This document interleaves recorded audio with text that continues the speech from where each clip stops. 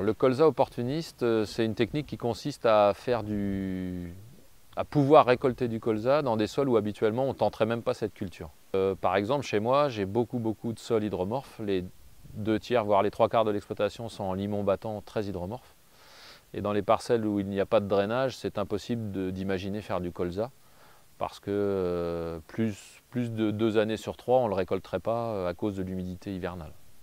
Donc en fait, le colza meurt en hiver par les asphyxies racinaires dues aux excès d'eau. L'eau prend la place de l'air dans le sol et les racines de colza ne supportent pas et finissent par faire mourir la plante. Et en fait, la technique du colza opportuniste, c'est, comme son nom l'indique, profiter de l'opportunité de mettre en place un couvert pour glisser des graines de colza dedans et espérer éventuellement récolter du colza. L'histoire des colza opportunistes, c'est avant tout venu du moment où on faisait des couverts multi-espèces, dans lequel dès le départ on a compris l'intérêt des légumineuses. Et on a bien vu aussi que les crucifères aidaient notamment pour la partie pompe à azote.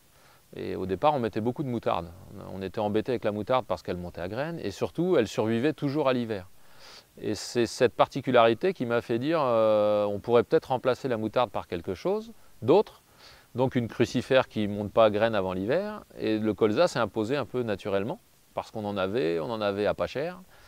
Et puis un jour, c'est là l'opportunisme, c'est de se dire, mais finalement ce couvert dans lequel on a mis du colza, pourquoi de temps en temps on ne le transformerait pas en culture quand le colza a survécu à l'hiver.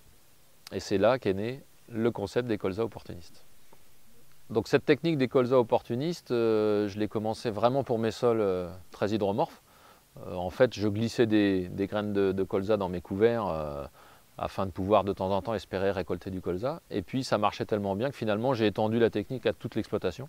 Et y compris dans les terres saines où le colza se fait de manière naturelle, je fais du colza opportuniste parce que ça me permet de faire quasiment autant de rendement qu'avant avec moins de charges.